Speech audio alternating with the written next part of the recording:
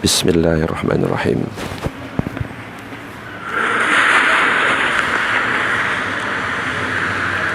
Bismillahirrahmanirrahim.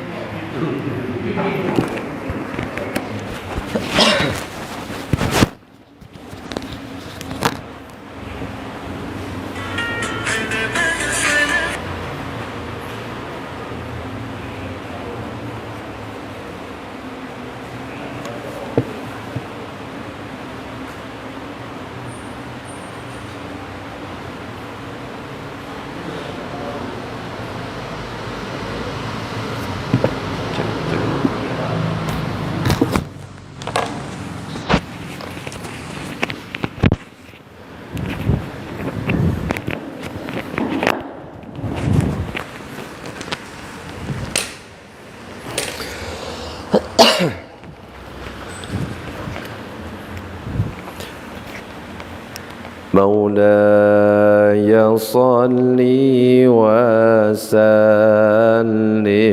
دائما أبدا على حبيبك خير الخلق كلهم مولاي صل وسلم دائما أبدا على حبيبك خير الخلق كلهم هو الحبيب الذي ترجى شفاعته لكل هول من الأهوال لمقتحم مولاي صل وسلم دائما أبدا على حبيبك خير الخلق كلهم يا رب بالمصطفى بلغ مقاصدنا واغفر لنا ما مضى يا واسع الكرم. Assalamualaikum warahmatullahi wabarakatuh. Bismillah walhamdulillah wassalatu wassalamu ala rasulillah Sayyidina Muhammad ibn Abdullah wa ala alihi wa sahbihi wa man walah la hawla wa la quwata illa billah ma ba'du. نوينا التعلم والتعليم والتذكر والتذكير والنفع والانتفاع والإفادة والاستفادة والحث على تمسك بكتاب الله وسنة رسوله والدعاء إلى الهدى والدلالة على الخير وابتغاء وجه الله مرضاته وقربه وثوابه سبحانه وتعالى إلى حضرة النبي المصطفى محمد صلى الله عليه وسلم. الفاتحة. أعوذ بالله من الشيطان الرجيم. بسم الله الرحمن الرحيم.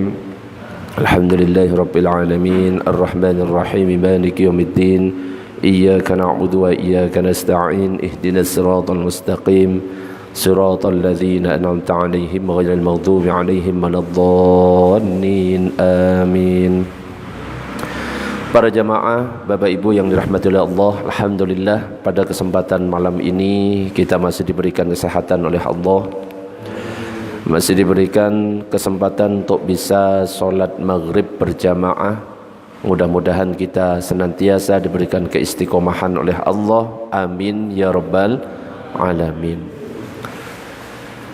Pada kesempatan malam ini kita akan melanjutkan kajian kita, masih kajian kitab Al-Arba'in An-Nawawiyah, kitab yang ditulis oleh Al-Imam An-Nawawi, dan kita sudah sampai ke hadis yang kedua, bagian selanjutnya.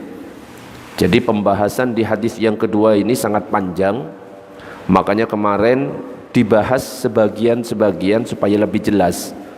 Yang sudah kita bahas di hadis yang kedua ini adalah tentang rukun Islam sudah, rukun iman juga sudah, dan tentang ihsan juga sudah.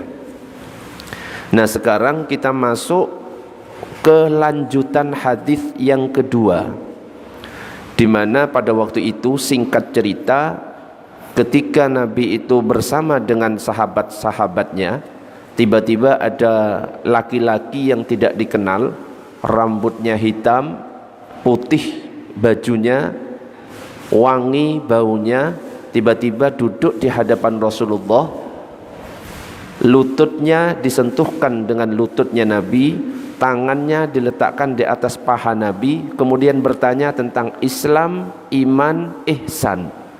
Nah, setelah bertanya tiga hal ini, ternyata masih ada pertanyaan-pertanyaan berikutnya dari laki-laki yang tidak dikenal oleh orang-orang yang ada di tempat itu. Maka dikatakan dalam lanjutan hadisnya itu, laki-laki itu berkata, fa akhbirni anis sa'ah. Laki-laki itu bertanya, kapankah hari kiamat? Kapankah hari akhir? Qala, maka Rasulullah bersabda, mal mas'ulu anha bi'a'lama minas sa'il. Tidaklah orang yang ditanya itu lebih mengetahui daripada orang yang bertanya. Artinya apa? Rasulullah tidak tahu kapan hari kiamat. Itu Rasulullah. Nah, sekarang kan modelnya banyak peramal-peramal di Indonesia ya, yang meramalkan kiamat tahun berapa kemarin? 2012. Ternyata gagal. Ya, mungkin dulu 1999 gagal. Jadi nggak ada yang benar. Bahkan ada ya yang namanya Mama Lauren meramalkan kiamat 2012. Dia mengatakan nanti saya melihat di 2012 ini gelap semuanya. Ternyata benar gelap. Beliau meninggal dunia. Makanya kiamatnya terjadi pada dirinya. Kenapa? Nabi saja nggak ngerti kapan hari kiamat, apalagi kita. Jadi yang ngerti tentang hari kiamat hanya Allah Subhanahu wa ta'ala. Jadi Nabi menjawab, tidaklah orang yang ditanya itu lebih mengetahui daripada orang yang bertanya. Artinya Nabi nggak ngerti kapan hari kiamat itu tiba. Maka kemudian laki-laki itu bertanya lagi, fa akhbirni an amaratiha. Kabarkan kepadaku tentang tanda-tandanya. Nanya tentang tanda-tanda hari kiamat. Qala, maka Rasulullah berkata, antalidal amatu rabbataha wa antaral khufatal uratah al-alata ri'a asya'i yatatawaluna fil bunyani. Rasulullah menjawab, salah satu tanda dari hari kiamat apabila seorang budak melahirkan anak tuannya, dan kamu melihat orang yang tidak beralas kaki, telanjang, miskin, pengembala kambing, namun bermegah-megahan dalam membangun sebuah bangunan.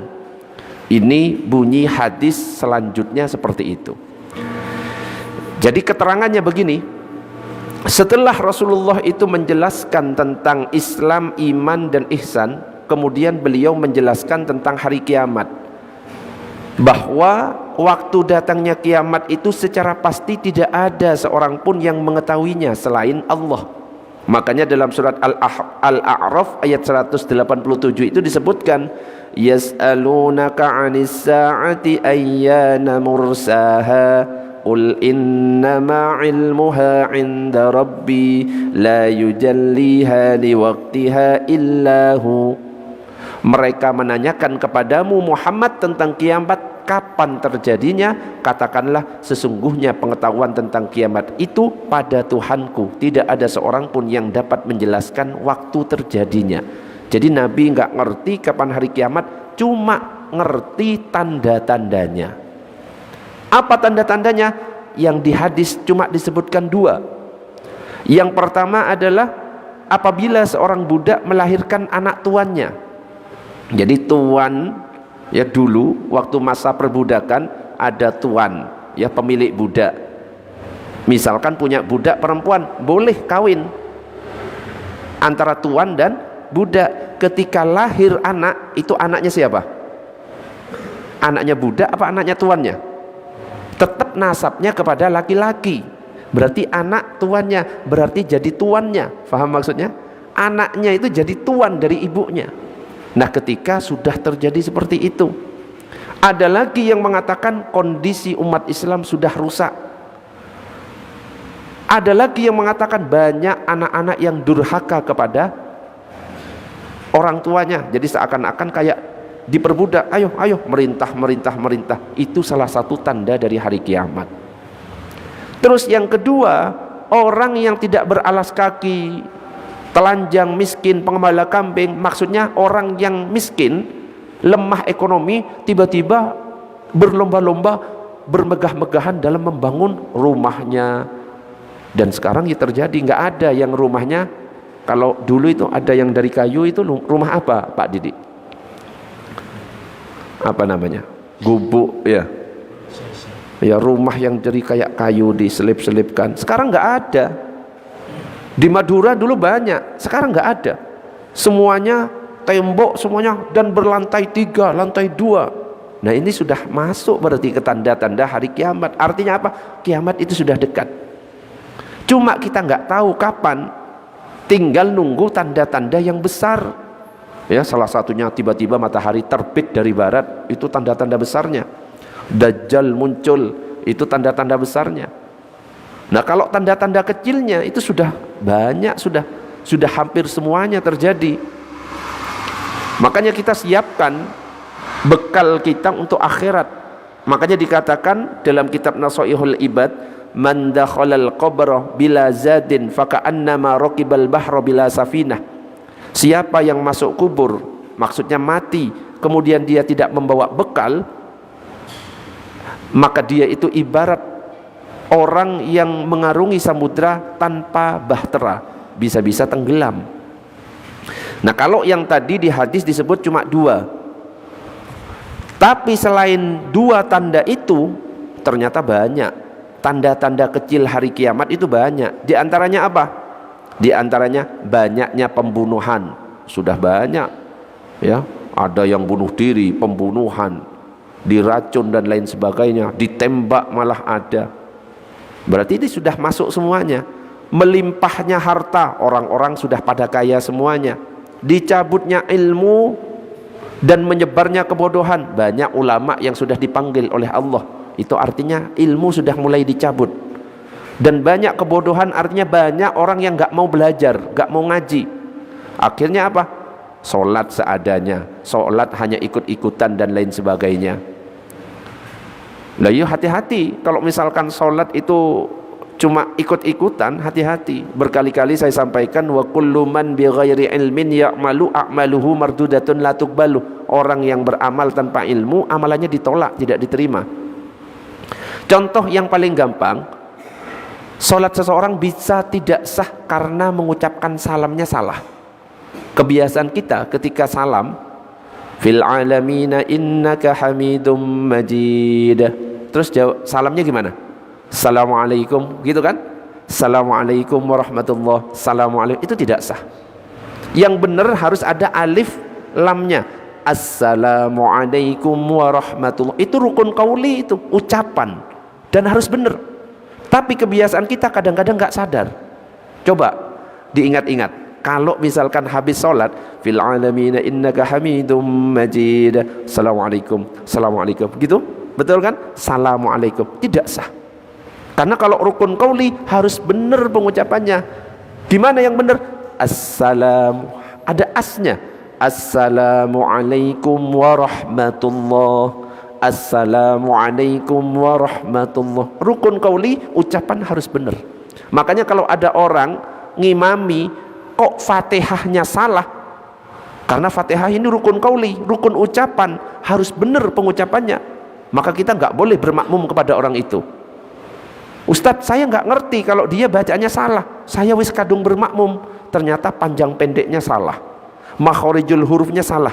Apakah tetap Ustadz ikut? Tidak boleh, langsung mufarokoh, memisahkan diri dari imam. Kalau kita tetap ikut bacaan imam yang salah itu, sholat kita ikut batal. Loh, harus ngerti. Makanya jadi imam itu yang dilihat bukan tuanya, karena tua dipilih, bukan. Jadi kalau milih imam, yang pertama dipilih satu, alim dulu, ngerti masalah fikih sholat.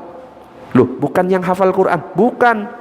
Orang yang hafal Quran banyak, anak kecil banyak yang hafal.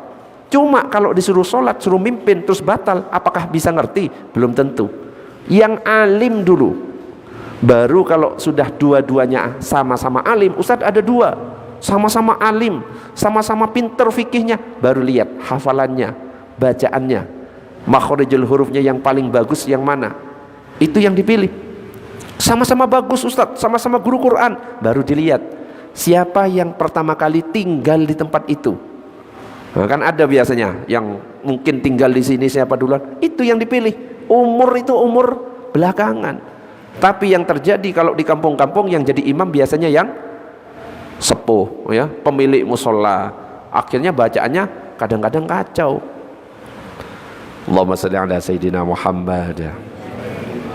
Jadi dicabutnya ilmu, menyebarnya kebodohan, banyak orang yang minum khamr, menyebarnya riba. Nah, itu tanda-tanda kiamat kecil. Saling berdekatannya masa. Dulu mungkin waktu kita kecil, habis sekolah bermain sampai malam itu kayaknya lama, bener bang enggak? Lama. Tapi kalau sekarang kayaknya singkat. Hari Senin wis Selasa, Selasa wis Rabu. Kemarin tahun 2003, sekarang 2024. Ternyata dilihat-lihat sudah mau akhir 2024-nya. Lu cepet. Ini tanda-tanda hari kiamat kecil sudah terjadi. Saling berdekatannya pasar, banyak gempa bumi, menyebar luasnya perdagangan, dan masih banyak lagi. Tanda kecil hari kiamat yang paling terakhir sebelum munculnya tanda besar itu adalah lahirnya Imam Mahdi. Imam Mahdi ini nanti yang mimpin dunia semuanya.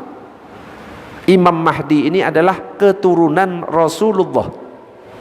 Imam Mahdi ini namanya sama dengan nama Rasulullah, Muhammad. Bapaknya juga sama, namanya dengan bapaknya Rasulullah, Abdullah, Muhammad bin Abdullah. Itu Imam Mahdi. Itu tanda kiamat kecil terakhir, lahirnya Imam Mahdi. Baru kalau sudah Imam Mahdi lahir, tanda-tanda besar sudah mulai muncul. Apa? Dajjal keluar. Dajjal. Dan Dajjal ini nanti yang membunuh adalah siapa? Nabi Isa. Makanya Nabi yang masih hidup sampai detik ini, salah satunya adalah Nabi Isa. Sekarang di langit, diangkat oleh Allah ketika dikejar oleh orang-orang dulu, mau disalib. Allah mengganti dengan orang yang mirip. Nabi Isa-nya diangkat, diganti laki-laki yang bernama Yodas. Jadi yang disalib bukan Nabi Isa, cuma orang yang diserupakan wajahnya dengan Nabi Isa. Nabi Isa sekarang masih hidup. Loh, kok masih hidup? Sebenarnya Nabi Isa pernah berdoa, ya Allah, saya pengen jadi umatnya Nabi Muhammad. Makanya sampai sekarang masih hidup. Nanti turun bukan menyebarkan agamanya, tapi menjadi umatnya Nabi Muhammad, menyebarkan agama Islam dan membunuh Dajjal. Allahumma shalli ala sayyidina Muhammad. Keluarnya Ya'jud Ma'jud, terbitnya matahari dari barat, itu juga tanda besar. Keluarnya binatang bumi, dabbah yang bisa berbicara. Tiba-tiba ada binatang bisa bicara. Keluarnya dukhon, asap yang menyebar di seluruh bumi, mati semuanya nanti. Amblesnya bumi di timur, amblesnya bumi di barat, amblesnya bumi di Jazirah Arab, keluarnya api dan menggiring manusia ke arah barat. Nah, itu tanda-tanda tinggal ditunggu saja. Karena sekarang ini sudah dekat. Di zaman Nabi saja cuma dikatakan jaraknya itu ya sekelingking. Apalagi kalau sekarang paling sudah habis sebenarnya. Cuma injury time. Itu tentang tanda-tanda hari kiamat. Jadi tanda kiamat kecil, tanda kiamat besar. Kalau ada orang meninggal, berarti dia itu sudah masuk ke kiamat kecilnya. Itu tanda juga orang mati itu. Allahumma shalli ala sayyidina Muhammad. Sebelum dilanjutkan, ada pertanyaan sampai di sini? Ya, monggo Pak Rizky. Apakah di kitab itu dijelaskan lahirnya Imam Mahdi itu di mana, di negara mana? Kemudian Dajjal juga apakah dijelaskan di ini? Nah, itu ya. Wallahu a'lam nanti di mana tempatnya. Kalau di kabar-kabar itu jangan mudah percaya ya. Ada bayi lahir matanya satu, ini bayinya Dajjal, bukan ya. Jangan percaya. Cuma yang disampaikan akan muncul Dajjal dari arah mana ya tidak diketahui. Nabi Isa turun itu disampaikan nanti di arah mana itu. Jadi menara itu sudah ada ternyata. Akan turun di dekat menara ini dan ternyata terbangun beneran di Madinah itu ada menara. Nabi Isa turun, loh kok beneran? Jadi tertata beneran gitu loh. Imam Mahdi nanti lahirnya di mana? Ya wallahu a'lam nanti di mana. Karena keturunan Rasulullah itu banyak. Ya. Ada yang keturunan Sayyidina Hasan, ada yang keturunan Sayyidina Husain, tersebar di seluruh dunia masalahnya. Nah, yang Imam Mahdi Muhammad bin Abdullah ini keturunan Sayyidina Hasan. Menurut pendapat yang sahih. Ya wallahu a'lam nanti ya, kita tunggu. Kayaknya keburu ya Pak Rizky ya. Keburu kiamat. Penasaran sama Imam Mahdi kayaknya. Hah? Enggak, tidak disebutkan. Itu kan masalah gaib ya. Belum muncul semuanya. Cuma Dajjal ciri-cirinya ya, matanya dua Dajjal, cuma satunya buta. Nah, cuma disampaikan bukan mata satu gini, bukan bah di tengah, bukan seperti gambaran-gambaran. Matanya dua, satunya buta. Di kepalanya ada tulisan kaf panjang fah ro. Itu bacanya kafir. Bukan kafaro. Orang-orang ada tulisan kafaro. Kafaro apa? Kaf panjang fa ro. Kafir. Dan Dajjal itu ya kayak lo bisa menghipnotis orang ya, saktinya luar biasa. Orang mati dihidupkan, gak percaya gimana, ngaku-ngaku nabi pertama. Setelah orang banyak percaya, ngaku-ngaku Tuhan. Dan memang Allah memberikan kehebatan kepada Dajjal sehingga banyak orang yang percaya. Ketika milih surganya Dajjal, itu nerakanya Allah. Ketika milih nerakanya Dajjal, itu surganya Allah. Itu tipuannya Dajjal. Bisa masuk ke seluruh negara. Cuma yang nggak bisa dimasuki dua tempat, Mekah, Madinah. Karena dijaga oleh malaikat Jibril dan malaikat Mikail. Indonesia, ya masuk, ya. Krudo, masuk, ya. Tinggal ditunggu aja. Monggo ada pertanyaan yang lainnya, silakan. Ya, monggo. Boleh, boleh. Ada orang suami istri, terus punya anak, istri lah anaknya ini, terus habis itu cerai, terus kawin sama lelaki lain. Nah, anak istri yang sudah dewasa ini antara bapak sambungnya ini. Oh, pelan-pelan ini. Ada suami istri. Ya. Suami istri, terus? Anak, istri, misalkan istri. Istrinya punya anak, bukan? Sama suami yang pertama ya. Terus habis itu cerai. Oh, suami istri ini punya anak, laki-laki apa perempuan? Perempuan, oke. Terus si istri Kawin orang lain, berarti istrinya bawa anak ya kan? Nah, laki-laki. Terus? Si istri kan punya anak. Si istri punya anak, Sebelumnya kan sudah cerai dengan suaminya, betul kan? Kawin dengan orang lain, istri. si istri ini mahramnya si bapak ini. Oh, ya. Apakah anak bawaannya istri itu ketika kawin dengan laki-laki itu menjadi mahram? Kalau ini sudah berhubungan berjima jadi mahram. Ya, kalau belum berjima kok cerai tiba-tiba, boleh ini nikah. Faham maksudnya? Bahkan kalau dalam mazhab Syafi'i ada laki-laki menghamili wanita tanpa nikah, zina misalkan, ada orang laki-laki perempuan berzina, punya anak perempuan. Perempuannya ini dinasabkan kepada siapa? bukan kepada bapak, tapi kepada ibu. Ini tidak bisa, yang menghamili ini gak bisa jadi walinya perempuan ini. Bahkan kalau ekstrimnya, seandainya orang laki-laki ini mengawini sebenarnya anaknya, tapi bukan kan, dalam Islam ini boleh. Faham maksudnya? Karena nasabnya kepada ibunya. Nah, kayak Nabi Isa, ya nggak pakai bapak itu ya, spesial itu. Memang Allah langsung apa? Nabi Isa. Oh nggak bisa. Kalau yang hamil zina ya itu nggak bisa jadi walinya. Kenapa? Nasabnya kepada ibunya.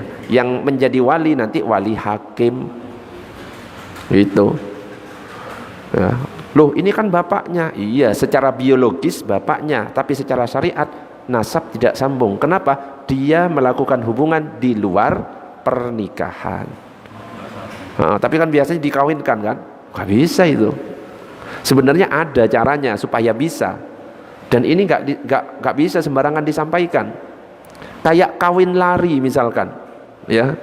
Ada anak laki-laki dan anak perempuan gak disetujui sama orang tuanya. Ini sebenarnya bisa caranya supaya jadi sah. Cuma kan gak boleh disampaikan sembarangan. Akhirnya nanti disalahgunakan. Ada caranya. Terkadang ada sesuatu yang harus disampaikan, ada yang tidak.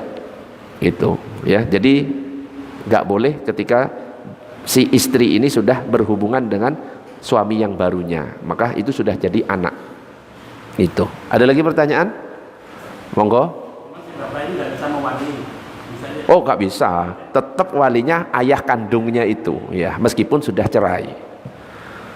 Mertua, meskipun kita suami istri sudah pisah, saya salaman dengan mertua, ya boleh enggak? Boleh, tidak batal wudunya meskipun sudah cerai. Ya nggak ada mantan mertua, itu nggak ada, tetap mertua. Mantan anak nggak ada, tapi kalau mantan istri ada. Itu. Ada lagi pertanyaan? Monggo, silakan.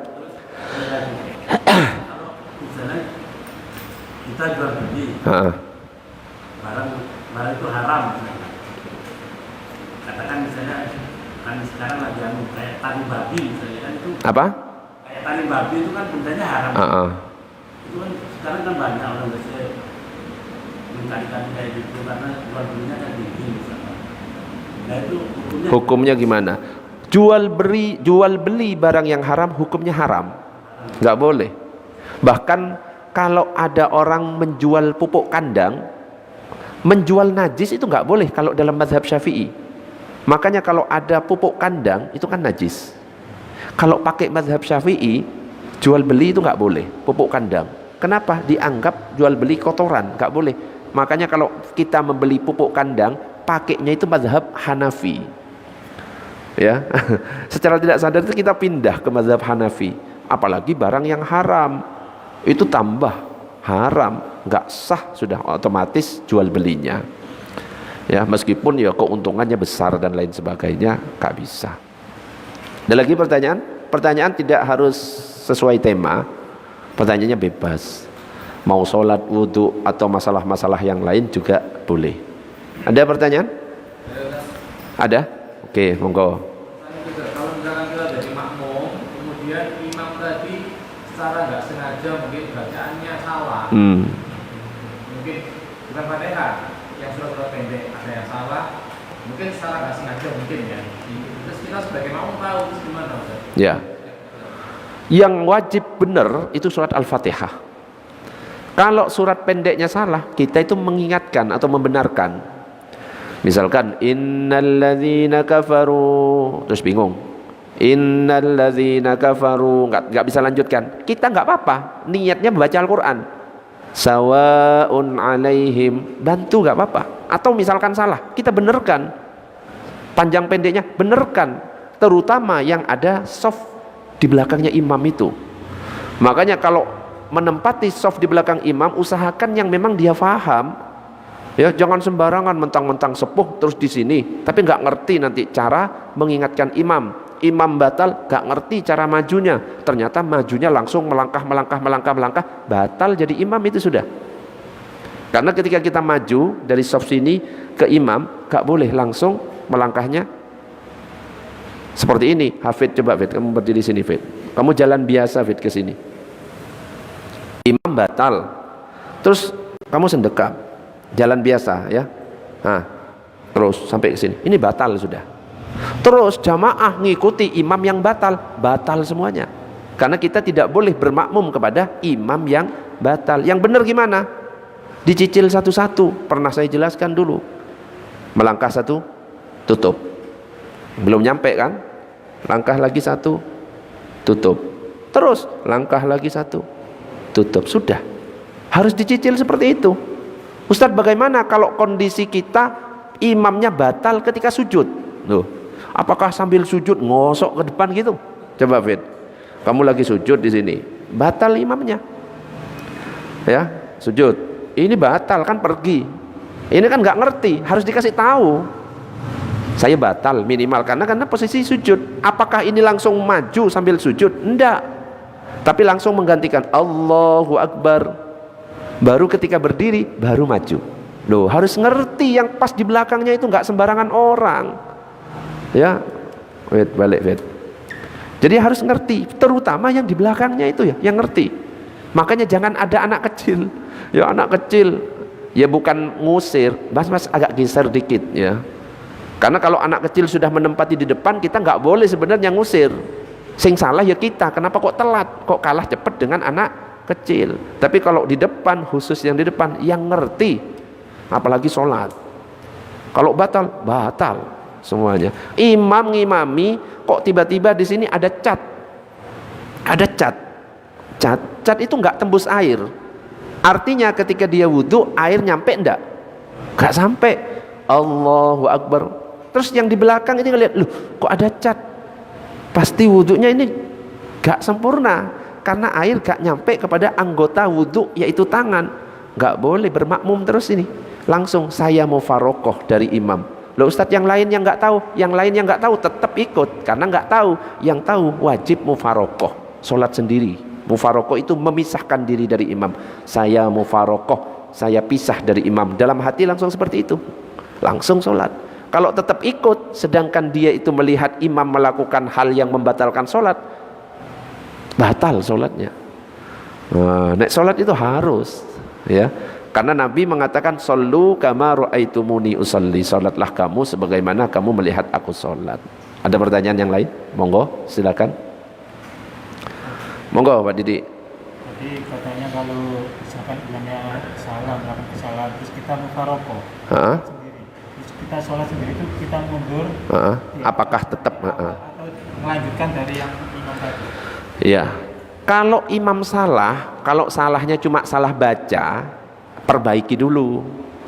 Yang kita mufarokoh itu kalau bacaan imam panjang pendeknya, itu karena kalau panjang pendeknya salah, itu langsung artinya beda. Contoh, Allahu Akbar, A-nya panjang, Allahu Akbar, itu artinya beda. Kalau pendek, Allahu Akbar, artinya Allah Maha Besar. Tapi kalau dipanjangkan, Allahu Akbar, itu artinya apakah Allah Maha Besar. Loh, kalau sampai mengubah makna seperti ini atau mengubah huruf, Alhamdulillahi Rabbil Alamin, diubah Alhamdulillahi Rabbil Alamin. Ada kan yang kadang-kadang lah itu ngubah huruf, baru kita mufarokoh. Mufarokoh tidak harus pergi keluar terus ulang, tidak, tetap di tempat kita melanjutkan sendiri. Tapi kalau kita melanjutkan sendiri di tengah-tengah orang, kadang-kadang loh iki kok sholatnya beda.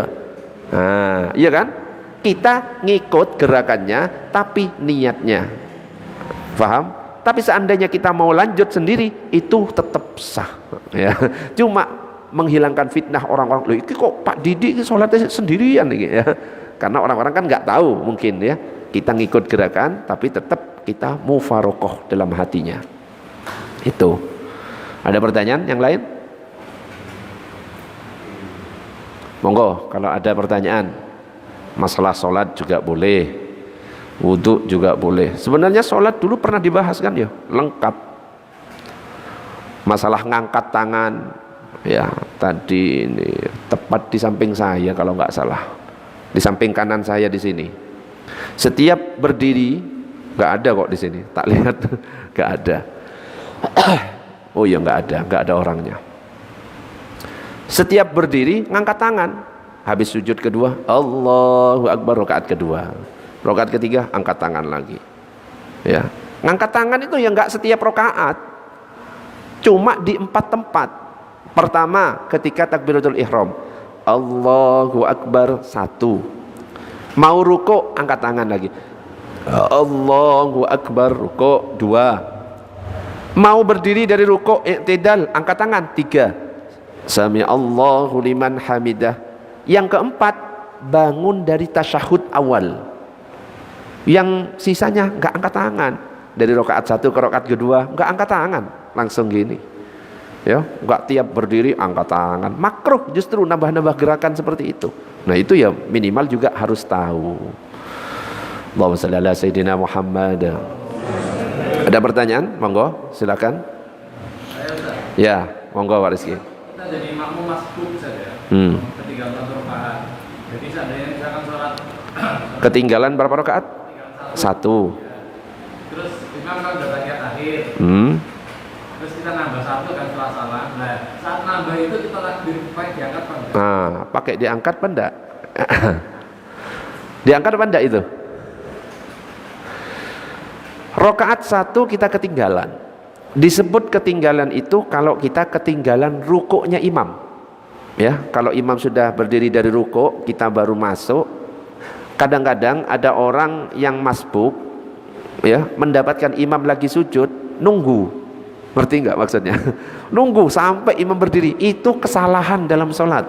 Enggak boleh nunggu. Tapi yang benar apa? Langsung takbir, sendekap sebentar. Apa yang dilakukan imam langsung diikuti. Imam sujud, sujud langsung. Loh, Ustadz kan nggak dihitung. Loh, bisa jadi rakaat yang nggak dihitung justru sujud itu yang diterima, gitu loh. Makanya langsung, jangan ditunggu sampai berdiri, jangan. Nah, ketika ketinggalan, ya misalkan ketinggalan 1 rakaat, tasyahud akhir, imam tasyahud akhir, kita berarti kan harus berdiri. Ketika kita mau berdiri berarti duduknya tasyahud awal. Pokoknya kita kalau masih mau berdiri duduknya tasyahud awal. Tapi bacaannya tasyahud akhir. Kenapa? Ikut apa yang dibaca imam. Faham? Faham? Faham Pak Didi? Atau bingung? Diulang ya. Kita masbuk. Imam sudah tasyahud akhir. Jelas? Imam tasyahud akhir.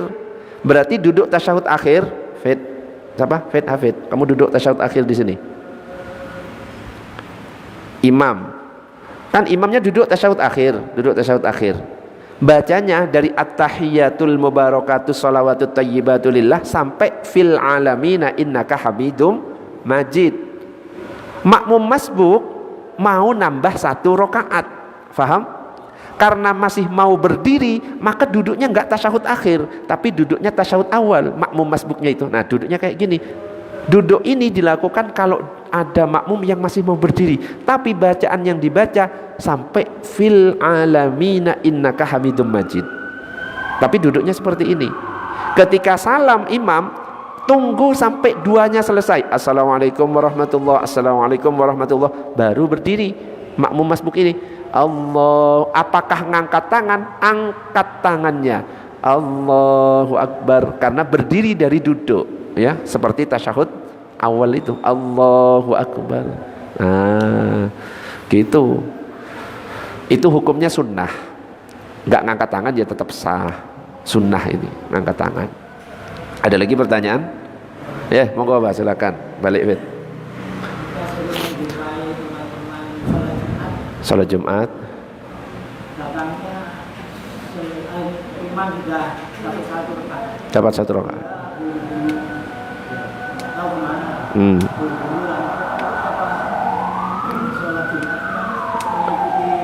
Dua rakaat apa 4 gitu ya? Salat Jumat datangnya di rakaat kedua. Salat Jumat datangnya di rakaat kedua, berarti ketinggalan rakaat 1. Ada hadis yang mengatakan selama orang itu masih mendapatkan rukuk yang kedua, rukuk di rakaat kedua dari salat Jumat, maka cukup nambah 1 rakaat, masih dapat sholat Jumat, meskipun sholat Jumatnya beda pahalanya dengan yang full dengan khutbah 2 itu. Tapi kalau sudah ketinggalan rukuk di rakaat kedua, imam mungkin sujud di rakaat kedua, maka yang makmum masbuk langsung takbir, niatnya sholat Jumat, Allahu Akbar, sujud, ketika imam salam nambahnya 4 rakaat, tapi niatnya Jumat. Karena dia nggak mendapatkan Jumat, maka digenapkan jadi 4. Bisa difahami? Ini harus pelan-pelan ini masalah fikih. Ada pertanyaan yang lain? Monggo silakan kalau ada. Ngomong saat khutbah itu nggak boleh, hilang pahalanya. Ngingatkan orang yang ngomong juga hilang pahalanya. Makanya dikatakan ansitu wasma'u, meneng, dengarkan, ya. Wasma'u wa ati'u jami'atar rahimakumullah. Cok rame, hilang juga itu. Makanya takmir mengingatkan kepada anak-anak untuk tertib. Mengingatkannya itu sebelum khutbah. Para jamaah, HP-nya di silent, untuk anak-anak mohon tertib. Ya, jangan mengingatkan pas waktu hilang pahala kita, eman. Kecuali dalam keadaan darurat, ada yang jatuh, nggak apa-apa, dibantu. Cok rame, hilang pahalanya. Enggak boleh mengingatkan juga, hilang pahalanya. Meneng. Ya diliatin gini, ya. Enggak tahu ngerti apa enggak orangnya, dipelototi. Kalau ngerti ya alhamdulillah. Yang penting jangan ngomong. Ada pertanyaan yang lain? Monggo. Ada? Ya, monggo Pak Rizky. Di beberapa masjid itu saya lihat ada yang keras dalam hal HP. Artinya pada saat dalam masjid dilarang keras bermain HP, baik itu WA atau apa. Yang saya tanyakan, apakah hukum mungkin membalas chat sebentar aja itu gimana di dalam masjid ya? Secara hukum dilarang main HP di masjid. Kalau main HP-nya buka Al-Quran ya apa? Misalkan buka Al-Quran pakai HP, masa nggak boleh? Ya boleh. Ya dilihat sebenarnya kalau itu cuma masuk adab saja, membalas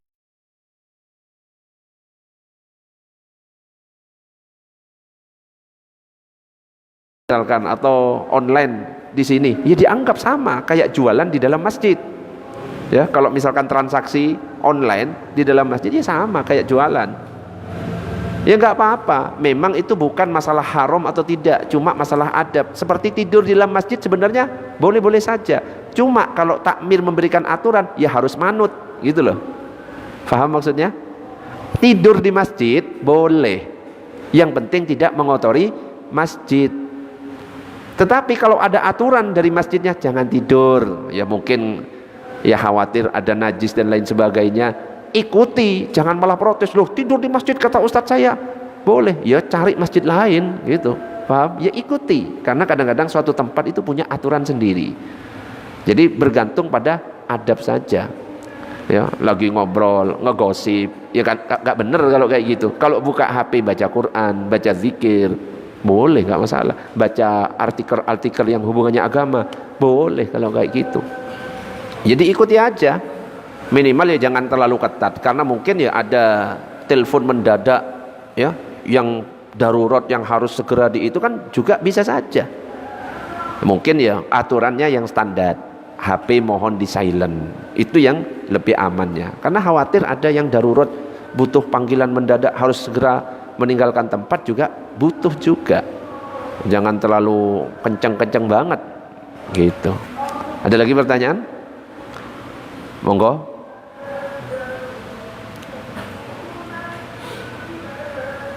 Duh, sudah lah. Allahumma shalli ala sayyidina Muhammad.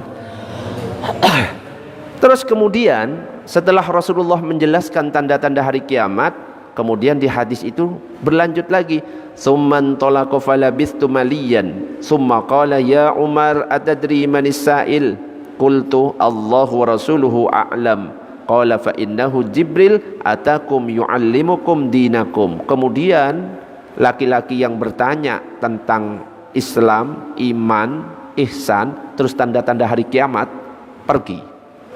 Rasulullah kemudian bertanya kepada Umar, "Hei Umar, kamu tahu nggak siapa laki-laki itu?" Karena yang lain penasaran semuanya. Mau dibilang musafir, bajunya bagus, rambutnya hitam nggak berantakan, bajunya nggak kena debu-debu, nggak ada. Maka Rasulullah mengatakan itu adalah Jibril yang menyerupai laki-laki untuk mengajarkan kalian agama. Jadi ngajari kita. Ternyata seperti itu. Jadi nggak ada sahabat, maka Nabi akhirnya ngasih tahu kalau dia itu adalah Jibril. Dan malaikat Jibril ini adalah salah satu malaikat yang paling mulia. Jumlah malaikat berapa? Berapa jumlah malaikat? Kalau Nabi berapa? Masih ingat? 124.000 itu Nabi. Di antara 124.000 ada 313 Rasul. Di antara 313 Rasul yang wajib diketahui 25. Kalau malaikat jumlahnya berapa? Gak ada yang tahu.